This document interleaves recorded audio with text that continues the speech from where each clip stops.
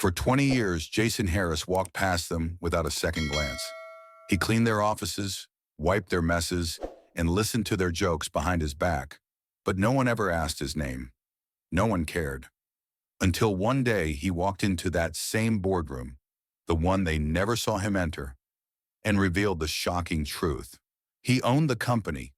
And then he did something even more unexpected. He fired every last one of them. Jason wasn't just a janitor at Phoenix Tech. He was the unnoticed invisible worker who kept the place running. Every night he pushed his yellow cart through the long hallways, past the glossy conference rooms and untouched boardrooms, while the execs did their important work. But Jason wasn't blind. He observed, he listened, and he was learning. For 2 decades, he took notes on the company, on the people who thought they were above him, and on the little cracks in the business no one else cared to see. Stay tuned, because the story of Jason's quiet revenge is about to unfold, and it's going to change everything. Jason had been invisible for so long, he had almost started to believe it himself. Every evening as the sun dipped behind the skyscrapers of Phoenix, he would arrive at Phoenix Tech, a place where no one ever saw him as anything more than the janitor. He wasn't a person with a title, a face in the crowd, or a seat at the table. He was just Jason Harris, the guy with the mop. Yet Jason's mind was sharp, so sharp, in fact, that he didn't need a title to see what was happening around him. He wasn't just cleaning floors, he was watching, observing, learning. While others were absorbed in their emails, clicking away through the day's chaos, Jason was paying attention. He paid attention to the way the executives walked past him as if he were just a shadow, their eyes never meeting his. He paid attention to the cracks in the walls, the half-finished projects that no one seemed to care about. But most of all, Jason listened. He listened to the whispers behind the glass walls of the executive lounge, the murmurs that slipped out during late-night meetings when they thought no one was around. It wasn't just idle gossip either. Jason heard it all. He heard about the mergers that never made it to the employees' ears, the insider information about profits and losses, the deals that were being made behind closed doors. He wasn't nosy, no. He just had the time to listen while everyone else was too busy with their own problems. Jason realized that no one really took the time to see him, and in a way, that was his greatest advantage. While they overlooked him, he was quietly collecting their mistakes, their flaws, and their blind spots. There was a time when he had been different, when he had a family, a wife who loved him, a son who called him Dad with pride. But after the heart-wrenching loss of his wife and the painful fracture in his relationship with his son, Jason had learned the art of silence. He stopped talking. He stopped sharing. What was the point? People didn't want to hear the struggles of a janitor, let alone understand the depths of his pain. So, Jason listened, and in that silence, he began to notice everything. He noticed the meetings where managers would get too comfortable, talking about employees like they were just numbers on a spreadsheet, with no understanding of the human lives behind the work. He saw how people took credit for others' hard work, how the company was wasteful in its operations. It wasn't just inefficient, it was a sinking ship, and Jason was the only one who had noticed. Everyone else was too busy climbing the corporate ladder to see the cracks below their feet. Jason's keen observations didn't just stay in his mind. He had a small, worn notebook that he carried around with him. During breaks, while everyone else sat in the break room or wandered into the elevator, Jason would retreat into the quiet janitor's closet. It was there that he would scribble down what he had learned. Names, dates, percentages. These weren't just random notes. They were pieces of a puzzle that Jason was carefully assembling, each observation fitting into the bigger picture of the company's flaws. It was a strange feeling, being the invisible one, yet holding all the answers. Jason didn't mind being overlooked. In fact, it suited him. It gave him the time he needed to gather the information, to calculate his moves, and to make sure that when the time came, he would strike with precision. One evening, while he was cleaning the executive wing, he overheard a conversation between 2 board members. They were talking about mergers and buyouts, discussing the future of the company, but they didn't expect the janitor to be listening. Jason, however, understood every word. The pieces were starting to fall into place. They were planning something big, but it wasn't something that would benefit the employees. It was something that would only serve to enrich the people at the top while the workers continued to struggle in the shadows. Jason couldn't help but smirk. This was it. He had the information. He had the knowledge. But more importantly, he had the patience. In the past, he had rushed into decisions, taken risks that ended in failure. But now Jason was different. He had learned from his past mistakes. He knew that patience was the key to success. He had been quietly watching, gathering his strength, waiting for the right moment. The time for action was approaching, but not just yet. As the days passed, Jason's plans grew more concrete. The pieces of the puzzle were falling into place. He was no longer just cleaning floors. He was setting the stage for a revolution. He wasn't going to take the easy way out. He wasn't going to lash out in anger or frustration. Instead, he was going to use the very system that had ignored him, the system that had made him invisible, to his advantage. Every night as Jason pushed his mop across the shiny floors of Phoenix Tech, he couldn't help but think about what was coming. He wasn't just a janitor anymore. He was a man with a plan that would change everything. And soon, everyone at Phoenix Tech would realize that they had been wrong to overlook him. They would regret the day they had taken him for granted. The next chapter was just around the corner, and Jason was ready to take control, ready to show them all that the quiet man in the shadows was about to become the one in charge. Jason had always been the kind of man who moved in silence. He knew that rushing through life only led to mistakes. Every day, as he scrubbed floors and cleaned windows at Phoenix Tech, he was doing more than just his job. He was building something, slowly, carefully, and with a sense of quiet determination that only those who had suffered real hardship could understand. Jason had learned the painful lesson of rushing too fast in his youth. It had cost him his savings, his business, and, ultimately, his self-confidence. But now in his late 40s, he had learned the value of patience. He wasn't going to make the same mistake again. Over the years, while everyone else had been caught up in the daily grind, Jason had been quietly observing, taking notes, and forming a plan. He didn't need to be a CEO or a Harvard graduate to understand what was happening around him. The flaws in the company were glaring. There were too many middle managers, too much waste, and no one seemed to care. They were all so busy with their own agendas, their own lives, that they never bothered to notice the man who cleaned their messes and kept the lights on. But Jason saw it all. He saw the cracks in the system. He saw the inefficiencies. And most of all, he saw the greed. There were moments when Jason was alone with his mop and bucket that he could feel the weight of the world pressing on his shoulders.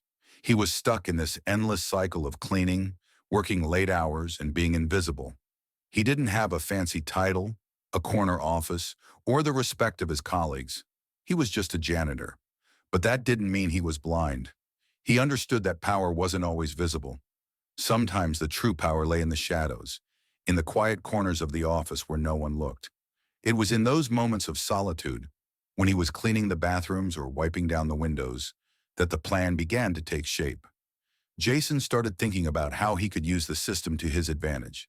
He had access to everything: the company's internal memos, budget projections, and the whispered conversations that no one else was privy to. He knew how the company operated. He knew where it was bleeding money. He knew what needed to be fixed. And he knew that he had the opportunity to fix it, if only he could play the game right. Jason wasn't going to do it the traditional way. He didn't have the connections or the money to just buy his way into the boardroom, but he had something better: patience. He started small, working under the radar, slowly accumulating what he needed to make a move. He began by setting up a series of small shell companies. These companies wouldn't draw attention. They wouldn't be flashy or bold. They would be quiet, just like him. They would buy small blocks of shares in the company, just enough to get a foot in the door, but not enough to raise suspicion. The first few purchases were insignificant, barely a blip on the radar, but Jason didn't care. He knew that every little bit helped. Every share he bought brought him closer to his goal. And with each purchase, he grew more confident, more certain that he could pull this off. It wasn't just about getting revenge. It was about taking control. It was about creating a future where he was no longer invisible, where his voice would finally be heard. For months, Jason played the game with precision. He kept his head down, did his job, and continued to buy shares. No one noticed. The executives were too busy making decisions that only benefited themselves. They never once thought to look at the janitor who was quietly building his empire. But Jason knew that time was on his side. He knew that eventually everything would fall into place. It was a Thursday night in June when things took a turn. Jason was just finishing up his shift, mopping the floors on the third floor when something unexpected happened. As he was passing by the conference room, he overheard a conversation between two mid-level managers. They were laughing, talking about the upcoming investor pitch, and making jokes about the employees who worked hard to keep the company running. One of them, Gil Thompson, made a remark that would haunt Jason for months to come. "Jesus, Howie," Gil said with a mocking laugh. "Can you not ruin the floor for once? This is why you people stay where you are." The words cut deeper than Jason expected. It wasn't the first time he had been disrespected, but it was the first time he had felt the weight of it in such a personal way. The laughter echoed in his ears as he slowly wiped the spill from the floor. He didn't say a word. He didn't fight back. But inside, something shifted. That moment, that mocking laughter, fueled a fire in Jason that he hadn't felt in years. It wasn't just about the job anymore. It wasn't about cleaning floors or being invisible. It was about respect. It was about showing them all that the man they had overlooked for so long was about to take everything they had. Jason didn't let the moment pass him by. He took out his notebook, the one where he had been making notes for years, and wrote down one word: Brandon. He circled it, underlined it, and then turned the page. He began sketching out numbers, small percentages, stock prices, projections. The plan was already in motion, but now it was accelerating. The pieces were falling into place faster than he had anticipated. In the weeks that followed, Jason didn't slow down. He doubled his efforts. Every paycheck, every spare penny went into buying more shares, increasing his stake in the company. He wasn't just making small purchases anymore. He was buying up shares at a steady pace, careful not to raise any red flags. The more shares he owned, the more powerful he became. He could feel it. It wasn't just a matter of financial gain. It was about control. And control, he knew, was power. By the time autumn rolled around, Jason had accumulated almost 3% of the company's equity. It wasn't enough to make a huge impact, but it was enough to get noticed. He began attending shareholder meetings in the back, sitting quietly taking notes. He didn't speak. He didn't make a fuss. But he was there, watching, learning, preparing for the moment when everything would change. Jason wasn't just waiting for the right time. He was creating it. He was building his path, step by step, share by share. He knew that when the time came, he would be ready. He had been patient, and now his patience was about to pay off. The final piece of the puzzle was in place. Jason was ready. He had built his quiet empire. He had taken control of his future, and when the time came, nothing, no one, would be able to stop him. It was a Tuesday night in late June, when the world seemed to slow down for Jason Harris. The evening air in Phoenix had begun to cool, but inside Phoenix Tech, the tensions were still high. The fluorescent lights above buzzed softly as Jason methodically worked his way through the sleek hallways, his mop trailing behind him like a quiet companion. The building was nearly empty, save for a few overworked employees left hunched over their desks, buried in numbers and emails. Jason had seen it all before. He didn't mind the quiet. It gave him space to think, space to plan. But that night, everything changed. That night, something in him snapped. Jason had always kept his emotions in check, his face unreadable as he silently cleaned the offices of those who barely acknowledged his existence. The bosses, the executives, the ones with the fancy titles and offices, they never looked twice at him. They didn't see him as a person. To them, he was just part of the background noise, the man with the mop, the one who cleaned up after their mistakes. They never realized that the janitor had been watching them, watching how they ran the company, how they made decisions that only benefited themselves, how they mocked the very people who kept the place running. Jason had taken it all in stride. He had lived through harder things, losing his wife, the fractured relationship with his son, the failure of his own business. But that night, as he was cleaning the third-floor bathrooms, something inside him changed. As he walked past the conference room, he overheard the unmistakable sound of laughter. The voices were familiar. One of them was Gil Thompson, the loud and arrogant vice president who had always been the first to belittle him. Jason stopped dead in his tracks when he heard the words. He couldn't help but listen. "Jesus, Howie," Gil's voice rang out, mocking. "Can you not ruin the floor for once? This is why you people stay where you are." The words hit Jason like a slap to the face. For a moment he stood there, his hands gripping the mop handle so tightly his knuckles turned white. He could feel the blood rush to his face. That was it. That moment was the breaking point. It wasn't the first time someone had made fun of him, but it was the first time it felt personal. He had spent years swallowing his pride, pretending that it didn't bother him. But this time, it was different. This time, it stung. Jason slowly walked into the room, trying to keep his composure.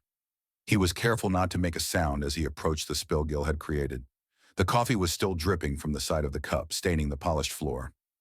Jason knelt down, his heart racing in his chest. He had never been so angry, not at the spill, but at the casual cruelty in Gil's voice. Gil didn't see him as a person.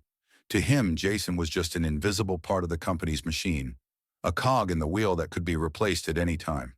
But as Jason bent down to clean the mess, something inside him snapped. The anger that had been building up for years finally found its voice. He didn't say anything to Gil. He didn't have to. His silence spoke volumes. He wiped the floor slowly, deliberately, every stroke of the mop filled with a quiet rage that he had kept hidden for far too long. The laughter continued, but it only fueled the fire inside him. This wasn't just about cleaning a spill anymore. This was about something deeper, something personal. The laughter died down, and Jason stood up, his hands trembling slightly as he reached for the paper towels. He didn't look up. He didn't need to. He already knew what they thought of him. But as he finished cleaning the floor, something inside him shifted. He wasn't just the janitor anymore. He wasn't just the guy with the mop. He was Jason Harris, and he had had enough. That night, Jason didn't go home and rest. He didn't sit down to watch TV or unwind after a long shift. No, tonight was different. He walked into the janitor's closet, closed the door behind him, and took out his small leather notebook. He had been writing in it for years, notes, ideas, observations. But tonight was different. Tonight he wrote with purpose. He wrote the word Brandon, underlining it with a thick, deliberate stroke. He circled it, almost as if the word had become his new target, the thing that would push him forward. He had always been careful, moving slowly and quietly, but now it was time for action. He flipped to the next page and began to write numbers, percentages, projections, financial calculations that would have made most of his colleagues' heads spin. He wrote down every detail he had gathered over the years, the waste in the system, the missed opportunities, the cracks in the company's foundation. Jason wasn't just planning revenge. He wasn't even planning to hurt anyone. What he was planning was much bigger than that. He was going to take control. He was going to change everything. And he knew that the first step was to act fast. Time was running out. He spent the next few weeks focused, more determined than ever. Every paycheck, every spare penny went into buying shares in the company. At first it was small, just enough to stay under the radar, to avoid drawing attention. But Jason wasn't worried. He had learned that patience was key. He was taking it slow, building his foundation piece by piece, quietly acquiring more control. He wasn't just buying shares, he was buying his future. The future where he would no longer be the invisible janitor, where he would no longer have to clean up the messes of those who treated him like nothing. By the time summer had ended, Jason had accumulated a small stake in the company, enough to make an impact. But it wasn't just about the shares. It was about the power he was quietly building, the power that would give him the chance to take control. The quiet man in the shadows was no longer just observing. He was preparing for his moment. And when that moment came, Jason Harris would no longer be invisible. He would be the one in charge. The moment Jason stepped into the boardroom, everything changed.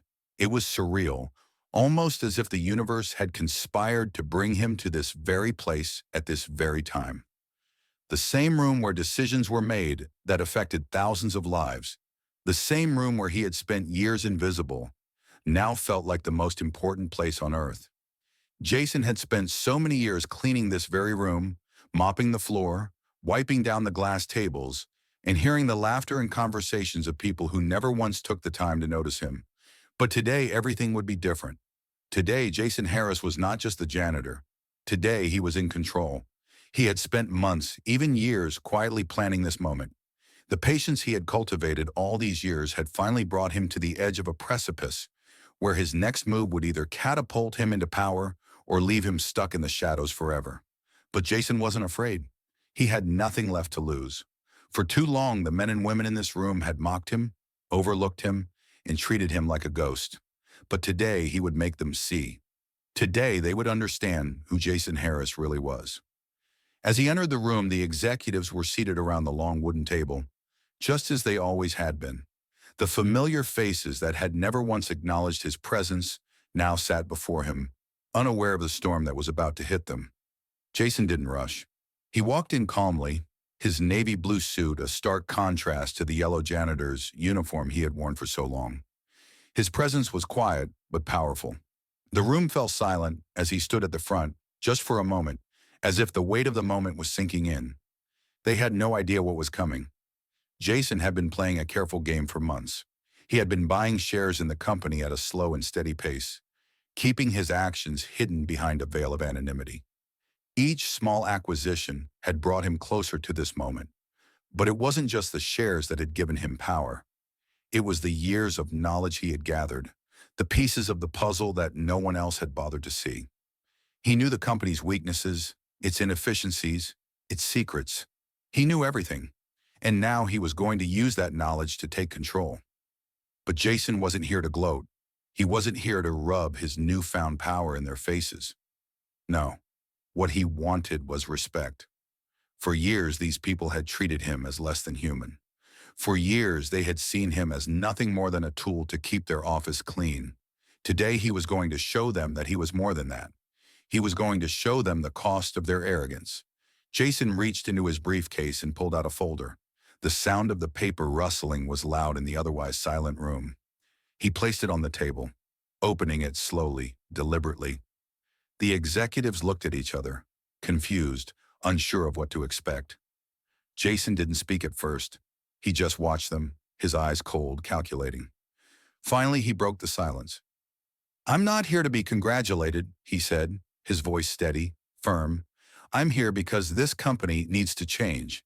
And you," he glanced around the room, "you no longer represent the values that this company needs to move forward."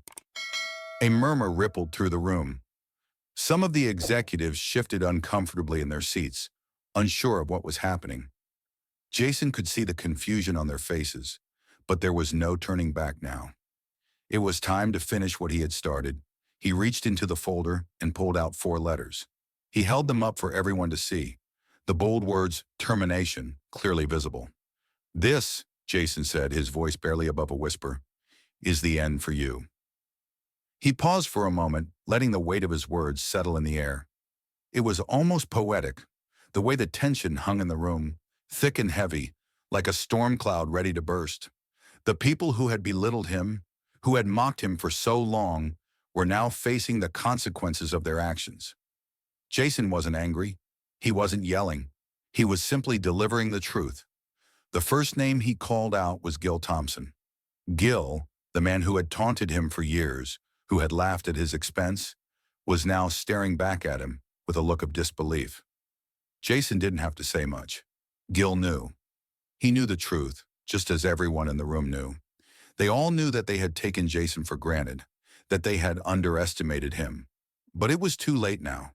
Jason moved through the room, one by one, calling out the names of the other executives. Morgan Fielding, the compliance director, whose careless jokes about janitors had never seemed to have consequences, until now. Kendari, the head of internal strategy, who had always rolled her eyes when Jason passed by. And Dana Briggs, the executive director of communications, who had smiled in Jason's face only to mock him the moment his back was turned. They were all the same, arrogant, entitled, and completely unaware of the power they had been toying with. Jason's voice was calm as he handed out the letters. Each one was a final blow to the toxic culture they had built. "You're fired," he said simply, the words ringing in the silence like a verdict. The room was still. No one spoke. No one dared to. Jason could feel the power in the air, the same power that had been denied to him for so long. It was his now, and it felt right. The executives, who had always seen him as invisible, were now the ones in danger of disappearing from this company forever. They had been part of the problem for too long, and Jason wasn't about to let that continue. Finally, Jason turned to the last person in the room, the CEO, Olivia Perrin. She had been the one who had always been too busy to see him, too busy to care. But now she was looking at him with wide eyes, a mix of fear and confusion. Jason didn't look away. He met her gaze squarely. Now I start fixing what should have been fixed long ago, Jason said quietly, his voice filled with the quiet authority of someone who had earned the right to speak. He knew this was just the beginning. The company was a broken system, and Jason had just taken the first step in putting it back together. As he left the room, Jason didn't feel the need to gloat or celebrate. There was no victory dance. There was only the calm satisfaction of knowing that he had taken control. The quiet man in the back was now the one calling the shots. The world had underestimated him, but now they had no choice but to listen. And Jason? He was just getting started. As Jason stood in front of the now empty boardroom, the weight of the moment was heavier than any mop or bucket he had ever carried. He had made the decision, the one that would reshape the future of Phoenix Tech, and it felt as though the company itself was holding its breath. The fire he had ignited earlier was far from over. It had only just begun. Jason wasn't naive enough to believe that simply firing the executives would solve everything. He knew the deep-rooted issues within the company ran far deeper than a few bad apples. The culture of entitlement, disrespect, and arrogance had seeped into every corner, from the top floors to the bottom. But Jason wasn't afraid. If there was one thing he had learned in his years of silence, it was that real change took time, effort, and sometimes the courage to make hard decisions. He had made those decisions. Now it was time to rebuild. The first thing Jason did was implement a complete overhaul of the company's values. No longer would the employees of Phoenix Tech be treated like pawns.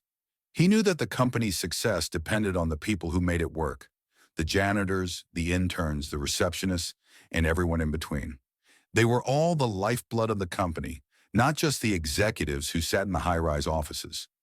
Jason made it clear that respect wasn't something you earned because of your title. It was something that everyone deserved. He called for meetings with every department, asking questions, listening intently, and more importantly, letting the employees have a voice. He wanted to hear their thoughts, their frustrations, and their ideas. For years, the workers had been silenced. Their concerns were dismissed with a shrug, their suggestions ignored like they didn't matter. But now Jason was ready to listen. At first, the employees were hesitant. They had seen countless leaders before, each promising change but never following through. They had been burned too many times to believe in the rhetoric of another corporate leader. But Jason wasn't just speaking words, he was showing them. He visited each department, spent time with the workers, and made sure they understood that their voices were now heard. He restructured the chain of command, giving more autonomy to those who had the knowledge and experience to drive the company forward. No longer would decisions be made behind closed doors without any consideration of the people actually doing the work. Jason also focused on creating an environment of inclusivity and fairness. He knew that people worked better when they felt valued, and that respect was the cornerstone of any successful organization. He didn't just talk about equality, he implemented it. He took steps to ensure that promotions were based on merit, not favoritism. He made sure that every employee, no matter their position, had access to opportunities for growth. The office, once cold and sterile, began to feel like a place where people actually wanted to come to work, not because of the paycheck, but because they felt a sense of belonging. The changes weren't instantaneous. There was resistance, of course. There always is when something as deeply ingrained as corporate culture is being dismantled. But Jason was patient. He had learned long ago that change didn't happen overnight. It was slow, painstaking work, but it was worth it. And slowly the shift began. Employees who once kept their heads down started to speak up. The janitors were no longer invisible. Their contributions were recognized, their value acknowledged. The managers who had been complacent started to adapt, understanding that their success was tied to the success of the entire team. One of Jason's proudest moments came when he saw Leah Armstrong, a young accountant who had always been overlooked, step into a leadership role. She had the skills, the intelligence, and the drive, but for years, no one had given her the opportunity to prove herself. Jason changed that. Leah was just one example of the change that was sweeping through the company. The more Jason worked to transform the culture, the more he saw how deeply it was needed. It wasn't just the internal changes that began to take shape. The external perception of Phoenix Tech began to shift as well. Clients and investors took notice. They saw that the company was more than just a business. It was a community. Phoenix Tech wasn't just a place to work. It was a place where people mattered. The success that had been elusive for so long suddenly started to materialize. Productivity increased, creativity flourished, and the employees began to take pride in the work they were doing. Jason knew this wasn't the end. It was only the beginning. The company had a long way to go, and there were still hurdles to overcome. But for the first time in years, Jason felt hope. Hope for the company. Hope for the people who had been forgotten for so long. And most importantly, hope for the future. It had been a long, hard journey to get here, but Jason had finally done it. He had taken control, not just of the company, but of his own destiny. No longer the janitor in the shadows, Jason Harris had become the architect of a new era for Phoenix Tech. And as he stood there, looking out over the office floor, he knew that the real work was just beginning. But for the first time, he didn't feel invisible anymore. He was a part of something much bigger, something that had the power to change not just a company, but the lives of the people in it. And that, he thought, was worth every moment of silence, every late night, and every sacrifice. Jason's time at Phoenix Tech was drawing to a close, but in many ways it felt like the beginning of something new, something bigger than any one person. As he sat behind his desk, once the symbol of a life he never wanted, Jason reflected on everything that had led him to this moment. The company was thriving, the culture had shifted, and the workers who had once been invisible now had a voice. Jason had achieved what many thought impossible. He had rebuilt an empire from the inside out. But now the next chapter of his life was calling. The decision to leave wasn't an easy one. Jason had spent years in the shadows, silently working his way up, patiently waiting for the right moment to strike. But as the company blossomed, he realized that it wasn't the title, the power, or the wealth that mattered most. It was the impact he had made on the lives of others. It wasn't about being at the top anymore. It was about leaving a legacy that would endure long after he was gone. Jason knew he could continue to lead Phoenix Tech, guiding it toward even greater success, but he had come to understand something vital during his time at the helm. Leadership wasn't about holding on to power, it was about knowing when to let go. And Jason had always believed that true leadership meant giving others the opportunity to grow, to take charge, and to lead. He had spent years watching others take credit for his work, but now he was ready to pass on the torch to someone else, someone who shared his vision of fairness and respect. Leah Armstrong, the young woman he had promoted to a leadership role, was the one Jason had in mind. Leah had proven herself time and time again. She had the drive, the heart, and the intelligence to carry the company forward. When Jason first saw her, she was the quiet accountant who had been overlooked by everyone else. But now she was a shining example of what Phoenix Tech had become, a place where hard work, dedication, and respect were valued above all else. Leah was more than capable of taking the reins, and Jason knew it was time to step back and let her lead. The transition was smooth, but not without its emotional moments. Jason called Leah into his office one afternoon, the same office where he had made so many life-changing decisions. He sat behind his desk, feeling the weight of the years pressing down on him, but he didn't hesitate. He knew this was the right choice. "Leah," Jason said, his voice steady but filled with meaning, "it's time.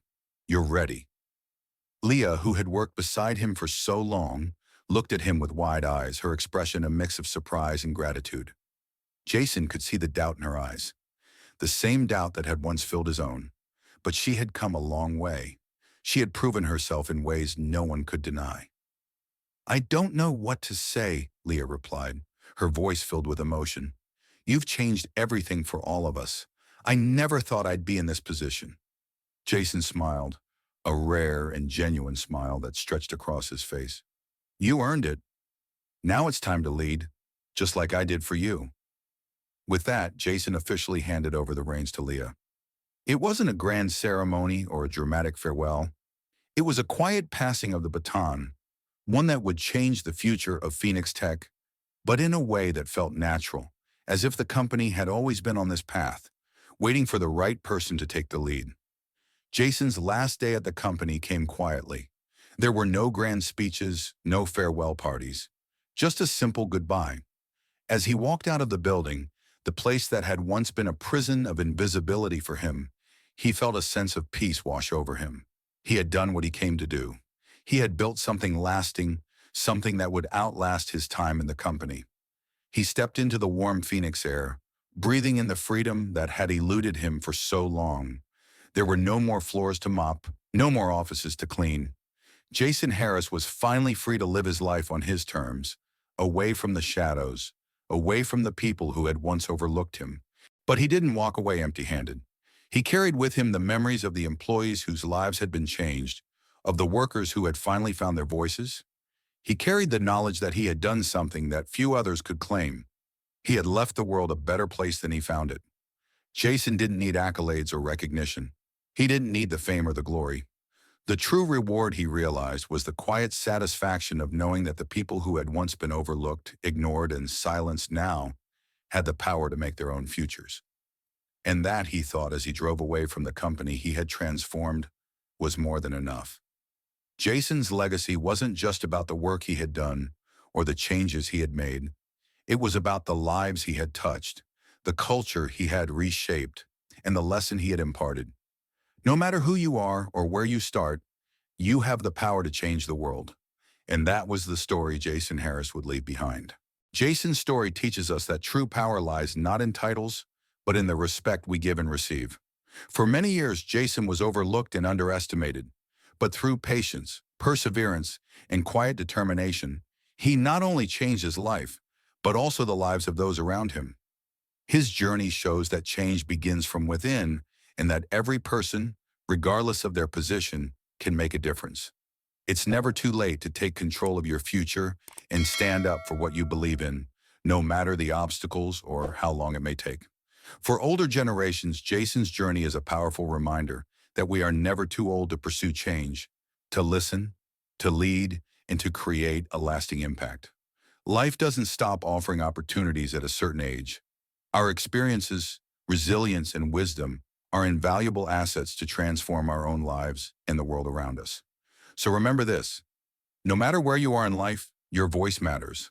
Stand tall, believe in yourself, and embrace your power to influence change. Let Jason's story inspire you to take that first step toward the life you want to build. The best chapters of your life may still be ahead,